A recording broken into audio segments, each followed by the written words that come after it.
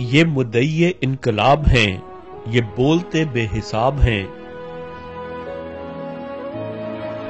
جھوٹ ان کے لاجواب ہیں اور شمار میں بے حساب ہیں۔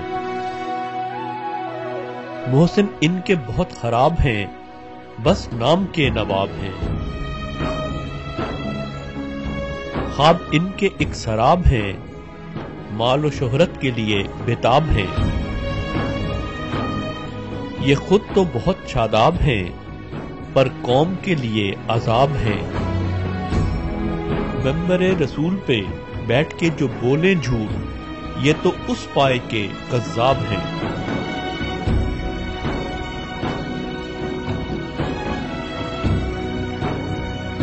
ناظرین، ملاحظہ کیجئے موصوف کا جھوٹ نمبر 1۔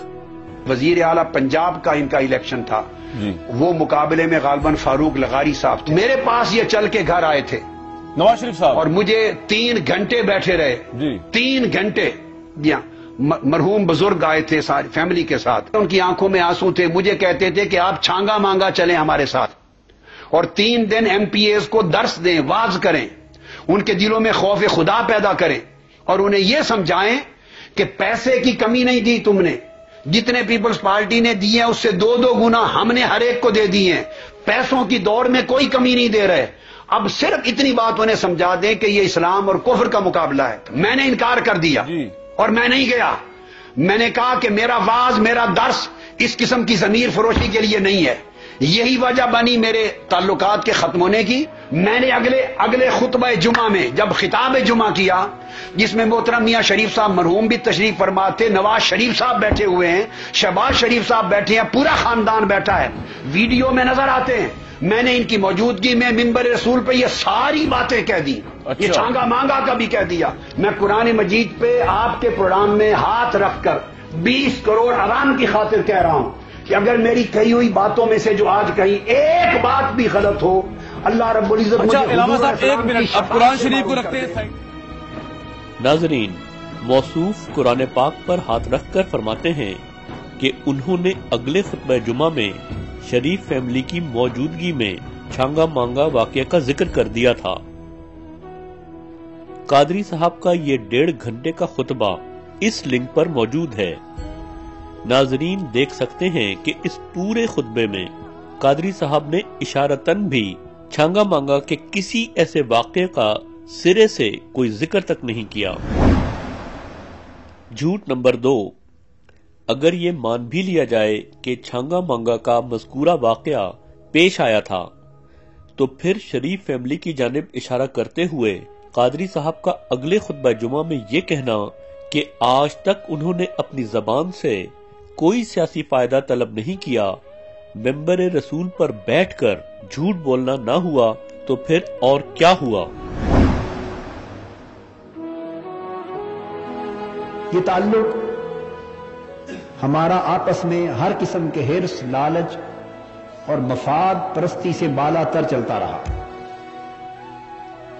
نہ انہوں نے اس خطبہ جمعہ کے عوض مجھ سے کچھ طلب کیا مزید، چونکہ پھر یہ آگے سیاسی دور آ گیا، انتخابات ہونے لگے، پھر وزیر اعلیٰ ہوئے پچھلے دور میں، پھر بعد میں اس دور میں ہوئے، اس کے بعد پھر بڑی تبدیلیاں آئیں، سیاسی اعتبار سے اللہ نے ان کو بڑا عروج دیا، مگر اس پورے دور میں اس تعلق کی بنا پر نہ انہوں نے مجھ سے کوئی سیاسی مفاد کی طلب رکھی، اور نہ اپنی زبان سے آج کے دن تک ایسا کوئی مطالبہ مجھ سے کیا، اور نہ اپنی زبان سے آج کے دن تک ایسا کوئی مطالبہ مجھ سے کیا۔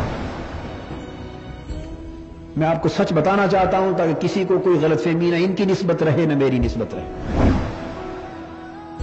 جھوٹ نمبر 3، آج قادری صاحب فرماتے ہیں کہ شریف فیملی نے ان کو دین فروشی اور ضمیر فروشی پر مجبور کیا تھا، اور دراصل یہ واقعہ ان کے تعلقات کے خاتمے کی وجہ بنا تھا۔ اب صرف اتنی بات انہیں سمجھا دیں کہ یہ اسلام اور کفر کا مقابلہ ہے۔ میں نے انکار کر دیا اور میں نہیں گیا۔ میں نے کہا کہ میرا واز، میرا درس اس قسم کی ضمیر فروشی کے لیے نہیں ہے۔ یہی وجہ بنی میرے تعلقات کے ختم ہونے کی۔ اگر یہ بات درست ہے تو پھر ممبر رسول پر بیٹھ کر قادری صاحب کا یہ کہنا کہ کوئی واقعہ پیش ہی نہیں آیا، اور نہ ہی ان کا شریف فیملی سے کسی بات پر اختلاف ہوا ہے۔ سراسر جھوٹ نہیں تو پھر اور کیا ہے؟ یہ نہ چاہتے ہوئے اعلان کر رہا ہوں کہ یہ خطبہ جمعہ اس مسجد میں آخری خطبہ جمعہ ہے۔ میں اس کا پس منظر آپ کو بیان کرنا چاہتا ہوں۔ یہ فیصلہ کسی جھگڑے کی بنا پر نہیں ہے۔ میں نے عرض کیا کہ غلط فہمی دلوں میں پیدا نہ ہو، کسی اختلاف کی بنا پر نہیں ہے، کوئی واقعہ رونما نہیں ہوا، ہرگز ایسی کوئی ہنگامی بات رونما نہیں ہوئی۔ یہ سلسلہ خطبہ جمعہ کسی جھگڑے یا اختلاف کے نتیجے میں ختم نہیں ہو رہا۔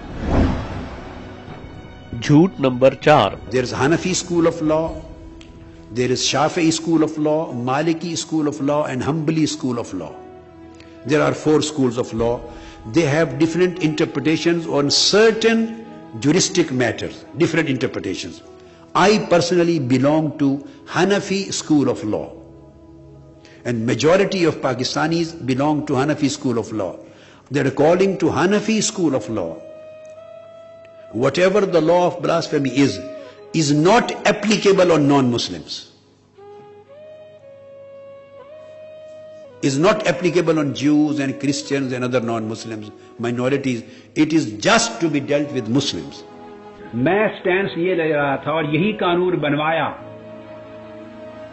میرا پوائنٹ آف ویو یہ تھا کہ جو بھی گستاخی رسول کا مرتکب ہو، مسلمان ہو یا غیر مسلم، مرد ہو یا عورت، مسلمان ہو، یہودی ہو، عیسائی ہو، ہندو ہو، کوئی ہو، یا مرد ہو یا عورت ہو، جو گستاخی رسول کا مرتکب ہو اس کی سزا قتل ہے۔ جھوٹ number 5۔ And the way he was formulating the Sharia law, I was totally against it. So you are against the blasphemy law? Number 2, finally, when this law was made, President Ziaul Haq never consulted me. And I was never a part of shaping this law in the parliament made by General Ziaul Haq. First of all, after clarifying the situation, that I was never a part of shaping in the parliament. تو میں اس لیے تعدیث نعمت کے طور پہ بتانا چاہتا ہوں کہ یہ قانون تحفظ حرمت رسالت کا، ناموس رسالت کا 295C، یہ جو قانون بنا اس ملک میں ریکارڈ پر لانا چاہتا ہوں کہ یہ کس کی کوشش سے بنا تھا۔ یہ قانون بنوایا ہی میں نے تھا۔ آئیے ناظرین اب ملاحظہ کیجئے قادری صاحب کا جھوٹ نمبر 6۔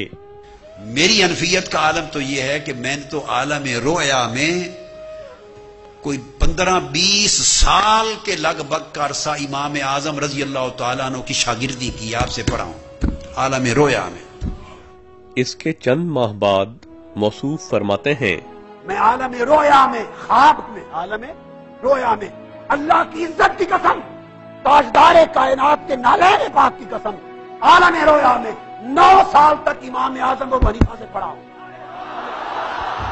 ان کا قلم ہے۔ اگر 15 سے 20 سال والی بات سچ ہے تو 9 سال والی بات جھوٹ ہے کہ نہیں؟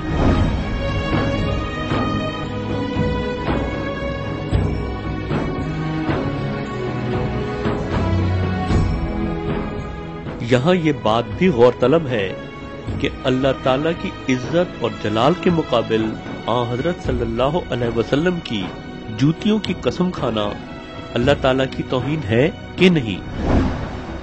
حدیث شریف میں آتا ہے کہ غیر اللہ کی قسم کھانا شرک ہے، تو کیا قادری صاحب شرک کے مرتکب ہوئے کہ نہیں؟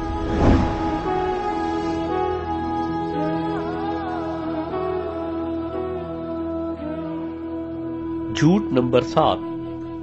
کرامت کا دعویٰ اور اس کے بعد کرامت کا انکار۔ ارے وہ تو بڑے لوگ تھے، وہ تو بڑے لوگ تھے۔ اگر کوئی منکر ہے اور نہیں مانتا قرآن کو اور قرآن کی بات اس کی سمجھ میں نہیں آتی، کوئی منکر ہے، مجھے مصطفیٰ کے نالین کی قسم، نالین مصطفیٰ کی قسم، کوئی منکر ہے کھڑا ہو جائے اور مجھے کہے جو دیکھنا چاہتا ہے دکھا دیتا ہے۔ نہ ہی کرامت کا دعویٰ کیا. میں تو گنہگار آدمی ہوں، میں نے تو زندگی میں کبھی دعویٰ کرامت کا نہیں کیا، نہ میں صاحب کرامت ہوں. میں تو گنہگار، سیاہکار، ذلیل و خوار، بیکار سا آدمی ہوں. اللہ کی عزت کی قسم، دعویٰ تو دور کی بات ہے، گمان بھی کبھی نہیں آیا.